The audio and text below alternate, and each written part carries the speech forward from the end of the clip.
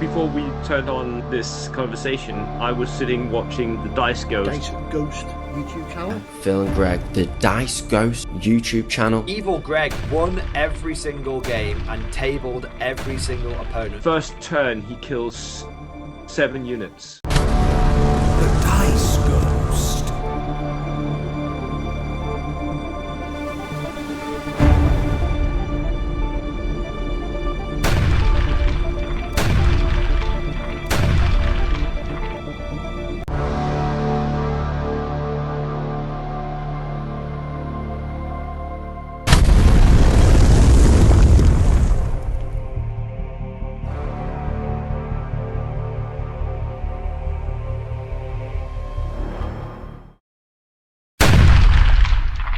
After looking over the new Armies of Germany book and reading all the comments on the last video, we revisited the list to refine it further. What we wanted to do is see how it played against different players, different armies in a tournament setting. The event was at Element Games. It was 1,250 points, 4 platoons, maximum 18 order dice. The list I took to the event was 3 platoons, a rifle platoon, inexperienced platoon commander, 2 inexperienced Green Grenadier squads, both 5-man, 2 of the new infiltrator units. So these are 4-man units at regular with an NCO with a submachine gun, and a company commander at inexperienced.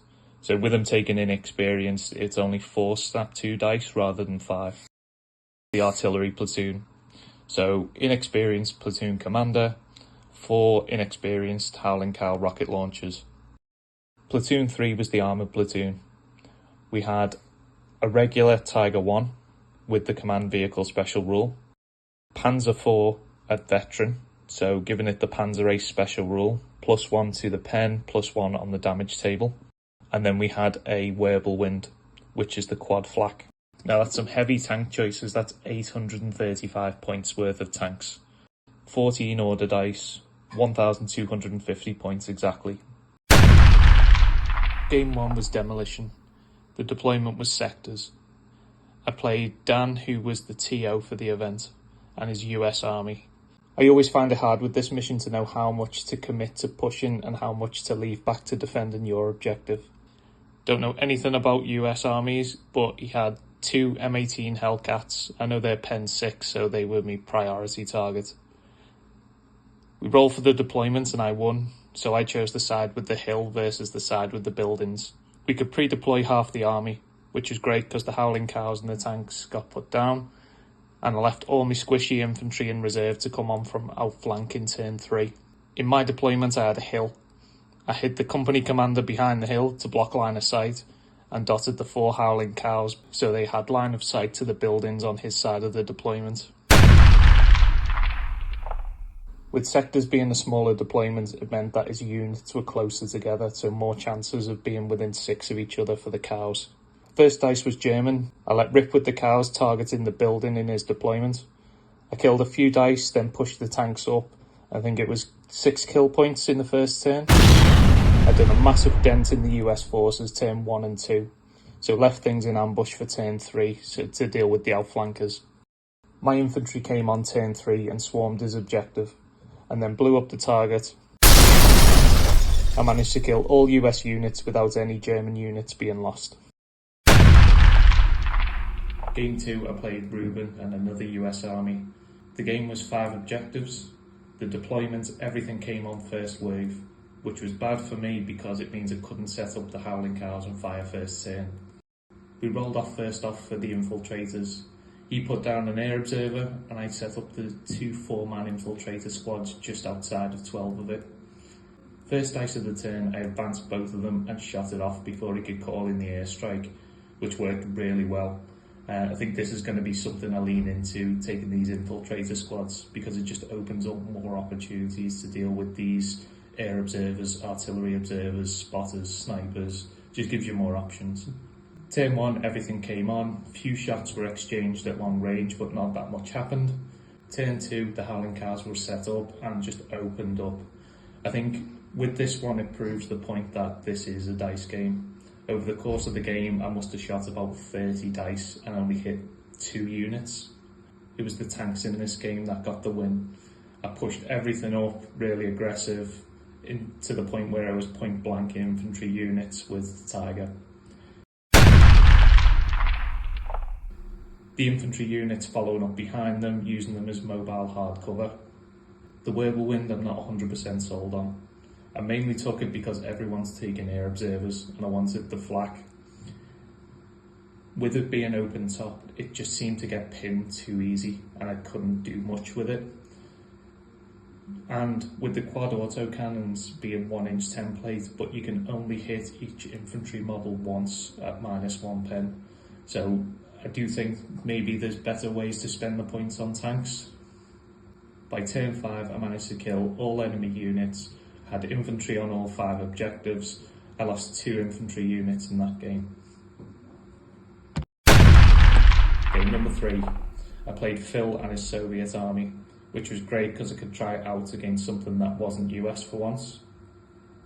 The mission was top secret, which was the objective in the middle of the board you had to get and run off the table. It was sectors deployment, and luckily for me, it was pre-deploy half your units.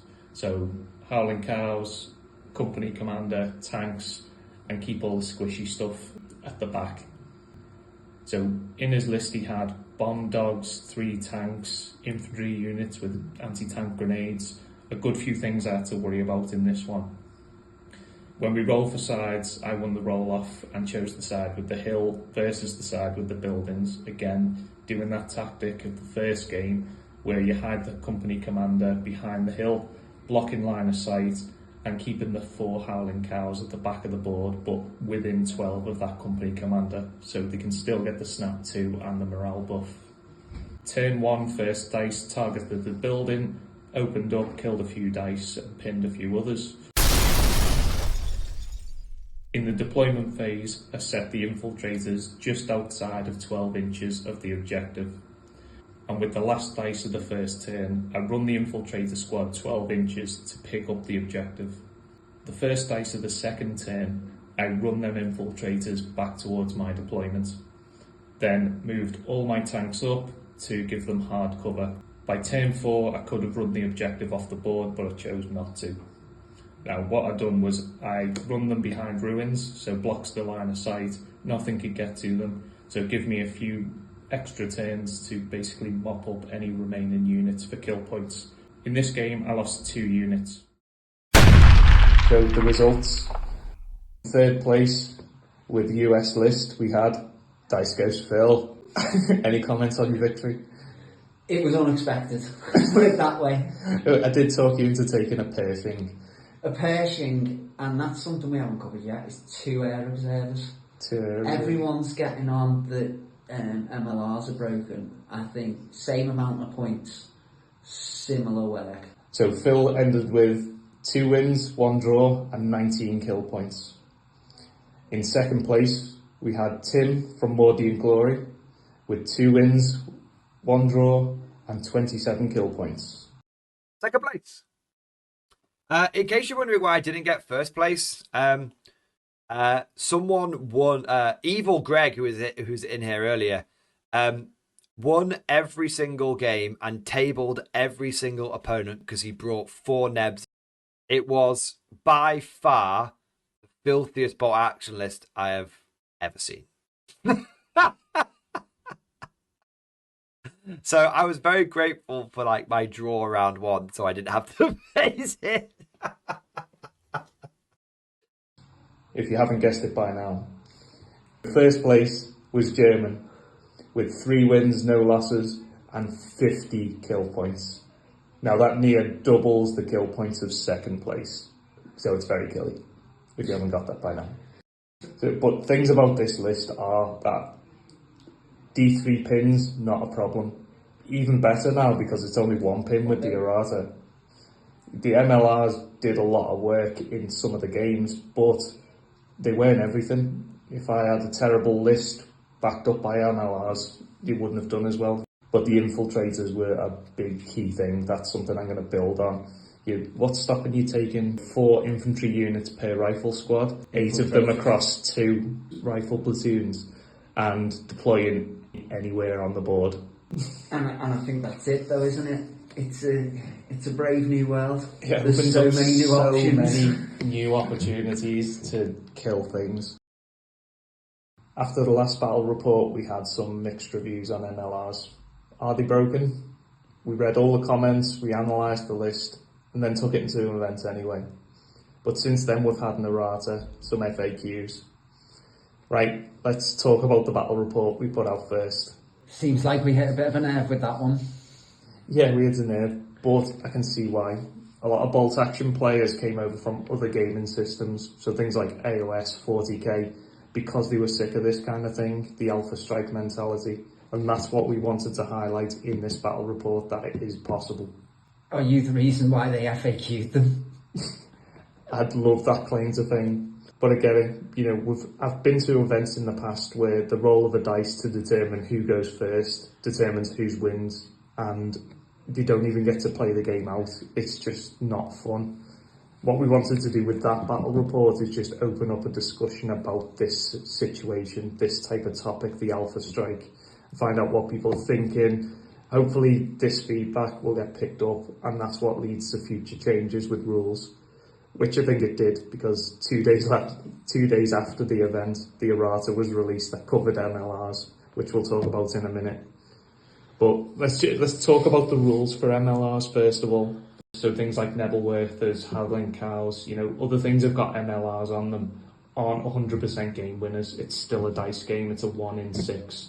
The rules for MLRs: you can pick a unit or a building, and within 6 inches of that unit or building, you roll on every unit, and you must hit a 6, and then it's treated as a heavy mortar. 3-inch template, D3 pins.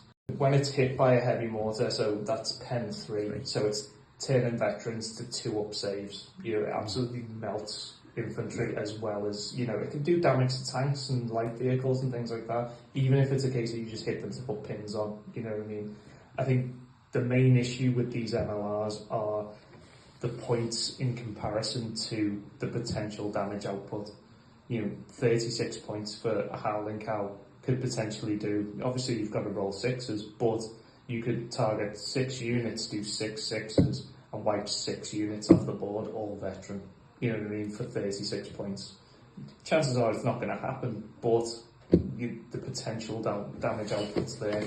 So you feel points per damage is too low, and that's the primary issue with MLRs? Yeah, literally, if these were 50 points, if these were double, these were 60 points, even up to 100 points, I'd probably still take them, because they are, in my eyes, that good.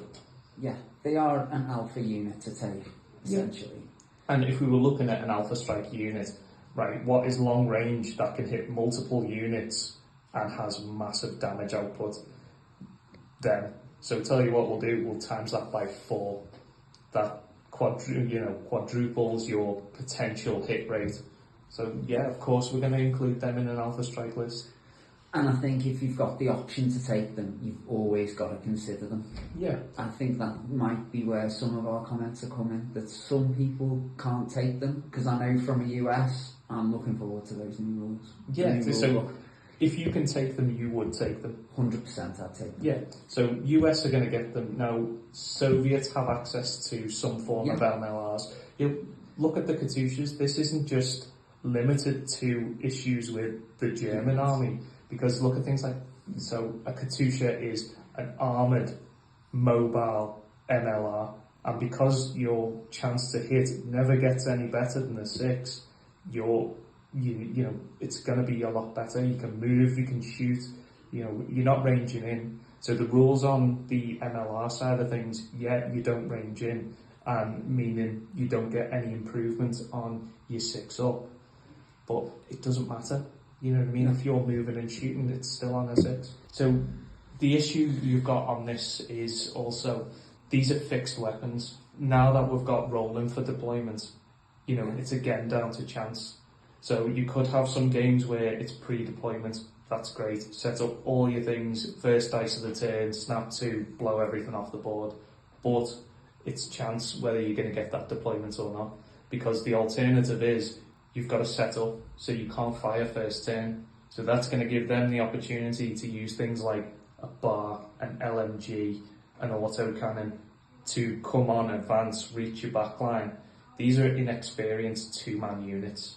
You know, you kill one of them, put a pin on them, chances are they're going to run to battle shock or run to morale checks. And the same with the Contusia.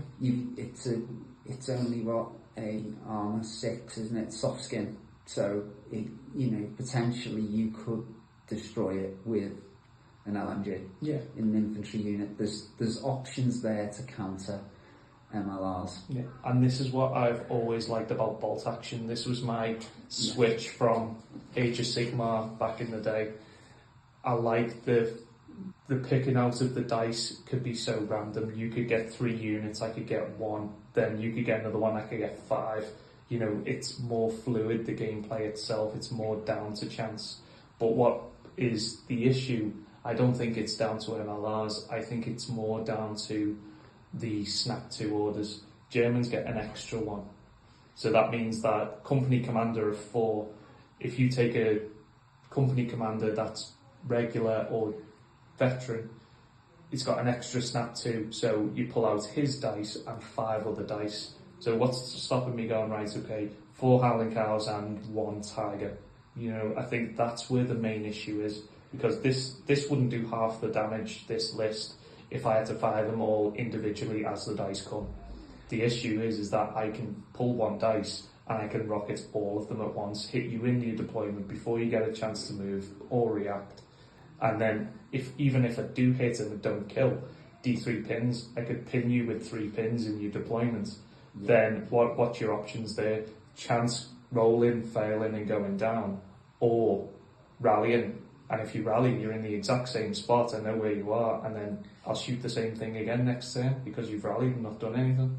And I think that's the answer to, can you have an alpha strike list in bolt action? Yes, not because they're MLRs, but because you've got that snap 2. Yeah. I think that's the answer. I think we're looking in the wrong place. The issue isn't the MLRs, yet the damage output capability is an issue compared to the points, but I think the main issue and the ability to do this is in the snap 2 orders. I agree to a point, but I also think that the building rules, that makes it a lot more difficult, because obviously our experience, we play each other a lot, so I've seen a lot of MLRs on the table, and what usually hits me is it's very difficult to do a deployment not in 6 inches of buildings with terrain. We've seen other channels suggesting that we need more terrain on tables, specifically Bo has suggested we need more. Little shout out to Bo, seeing as he gave us a shout out. Oh, you know what, I was made up. Like, the fact that you rang me and said... I was eating rice out of a cooking tray. That was it. Bo mentioned the Dice Ghost and we were made up. Specifically this as well. Yeah, so because it's a talking point. You know, I get why there's the hype over MLRs at the moment. Yeah, as I said, I agree, but I think also something needs tweaking with the buildings. Being able to measure 6 from any point on a building is a very big range. Yeah. And I think that could be reduced a little bit, which would make deployment easier to counter. Yeah, which brings us on to, so I looked at the event pack for the GT. Yeah. So the Grand Tournaments, Warlord HQ that they brought out, and when they brought this out, this is before the Errata, before any of this, they brought it out and said, right, minimum range on MLR is 30 inches, and when you target a building, you put a template on the building, and then measure from the template, which seems fairer because look at the footprint of the building. Yeah. You could have a massive building that's going to hit half your army. I'd agree with that. Yeah. I'd like to see that in the rules. Yeah. And I'd have no issues playing LLRs. So now the Errata. So the Errata FAQ. I'm going to take some responsibility. I'd love to say that I am the reason, because if that's the case, that's why we brought out the whole video in the first place. We brought that out to highlight MLRs are an issue. You know, it can be done, and that's what people, you know, in the comments have said. You know, some people hate them, some people love them. They're like the absolute Marmite. Yeah, exactly. Right. So they brought out, because I literally got like 4 messages within the space of time it dropped. What was it? More Than Glory said on his live stream. He was like, "Evil Greg, the Neb King." I literally got like 4 messages in the space of time, like within an hour of that dropping, saying, "Did you know it was seen that MLRs have been nerfed? What are you going to do now?" Now, looking at the changes, let's see how you feel about this. So the changes to the MLRs, they've increased the minimum range of it from 12 inches to 36. What do you feel? What are you thinking? I can see where they're coming from with it. Yeah. I can see how, I think that's an attempt at a nerf, but I don't know how successful that's been, because I think that links into the other bit of how many pins you now get. Yeah, so they've now reduced it from, it was you get D3 pins, it's now 1, which, if anything, is better for the MLRs. Now, I think that's a boost. yeah, it means that means I potentially don't have to take a company commander. I could take 2 of them with an officer, 2 of them with an officer, 1 for the rifle platoon, 1 for the artillery platoon. They get +2. I think you're right in saying it's an attempt at a nerf. Yeah. It can still be done. You know, if I'm looking at deploying, I deploy on the back line, 44 inches across the board, and that's literally if you're facing me. Yeah. Right? Corner to corner, what is it, 72 inches or something? Inches. Yeah. So think of it that way. There's very little space you can hide in that deployment where I can't get a shot off. Now, this list is designed that as soon as I get a dice, I can let rip with 4 of these things. So that's still possible. Yes, you have the option to get within 36 and I can't shoot you, but the damage is going to be done in turn 1 and 2. So once you get past that point, you know, think of it like points trade-off. 36 points times 4, compared to what damage I can do on the other side. Yeah, after that damage has been done, go ahead, get within 36 inches, you know, because it's done, it's done what it's there for. Well, here's an interesting point. If we had exactly the same setup as our last video, with these new rules, you would have done exactly the same amount of damage. Everything you hit was over 36 inches away. So if it's a response to our Alpha Strike list, which I'm taking it as is, it absolutely is, I don't think it would have changed the outcome of that game. I don't think it's an nerf. The other side of things as well is taking it with a platoon commander. He's got a 12-inch bubble. Yeah. So you put him in the middle of that bubble and 24 inches, so 12 inches either side. So in a lot of these games I was playing, whether it's a hill, whether it's a line of sight blocking piece, you know, obscuring, whether it's a building, I can hide that company commander out of sight. I can do it with line of sight. I've seen the spotter rules have changed. So there's a lot of talk online at the moment about the spot, you know, you can't take a spotter with a neb, but you can use a spotter from another unit. Now, spotters have also changed to mean that they can only spot for 1 unit per turn. Unless I want to take 4 spotters, 4 mortars to bring 4 spotters to then shoot 4 of them hidden, why would I do that when I've just proven that, you know, I can shoot them all directly from line of sight? So it's just, there's no need for spotters with them, I don't think. Yeah, but you'd need to take your spotters, and maybe you can take air observers, but, you know, or forward observers, but I don't see that the spotters are going to add anything to them. Do you welcome the Errata? Do you think it's better the way it's set up? I welcome the Errata in the way of maybe bringing this out. People are going to say, oh yeah, they've been nerfed now. There's less hate towards MLRs, because I'm going to take MLRs. I think that list that's up to that event is still going to be just as valid. It's going to do the damage turn 1, turn 2, tanks are going to move in, clean up, keep the squishy infantry off the board or come on later on. And I think that list is valid though, not because of the Howling Cows, because of its balance. And I think there is no balance. There's 100%. There's a seesaw, right? Imagine a seesaw in your head. On one side of it, you've got like an infantryman. On the other side, you've got a how many ton Tiger 1.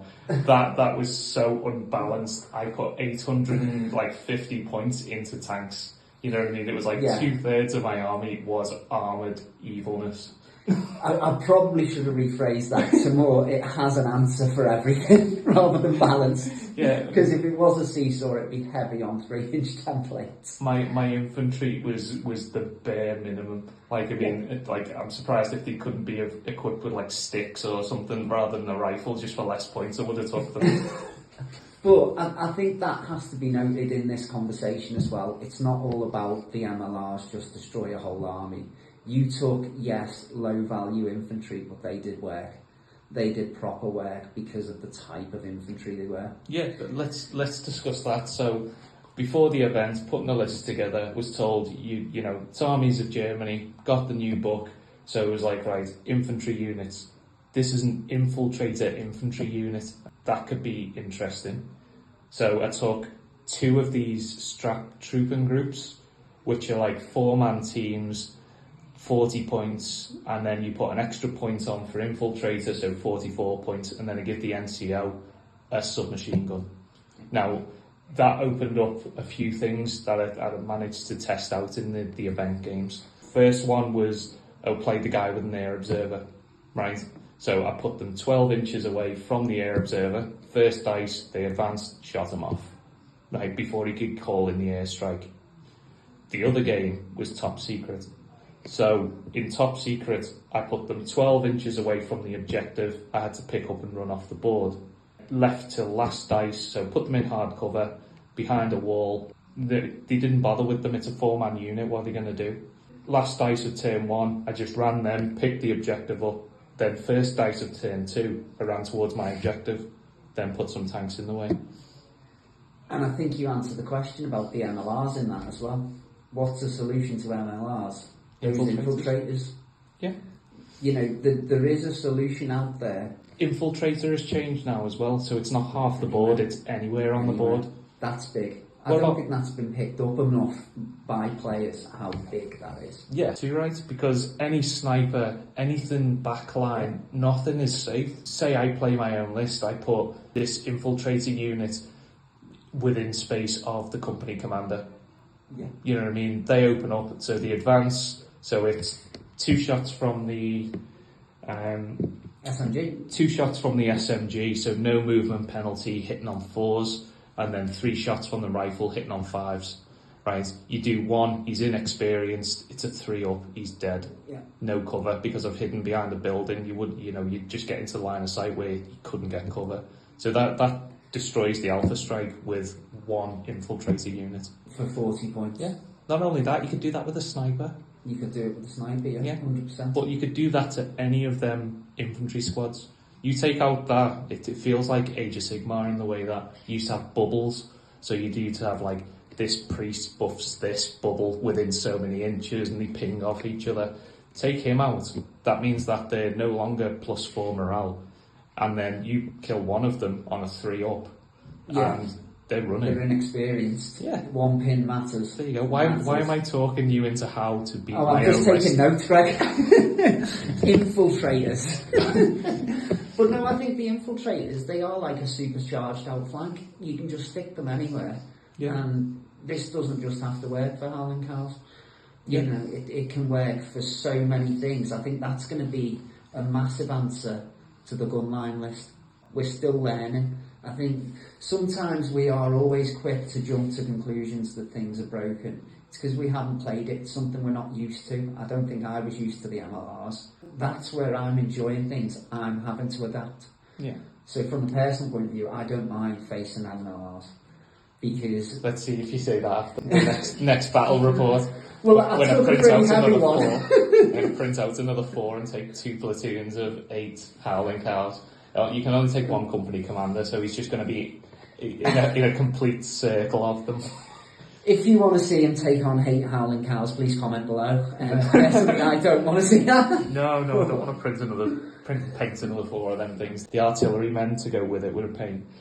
Now, we've spoke about hitting the back line from your deployment, right? So anything like, LMG 36 inches with an advance could hit them. Bars are 30 inches. Rangers Yeah. also include for any army now, I think. Even auto cannons are like, what, 48 inches? You know, you can hit the back line with stuff, but we haven't even talked about outflanking. Outflanking is in loads of games. Come on from the sideboard, you're even closer. I agree with that, but I think that's you wait in turn 3 at the earliest to do your outflank. I think infiltrators are a big answer to MLRs because you're going from turn 1, you can set up 12 away from them. Especially with the new rules of 36, the first 2 turns matter. I think your deployment's key, and that's something I need to work on. Deployment 100%, you know, is how you counter it, and then infiltrators. If you made it this far, thank you for watching. If you like what you saw, give us a thumbs up and hit the sub button. We really appreciate any feedback, so drop a comment below, let us know what you think, what you'd like to see next. You never know, we might feature your comments in the next video.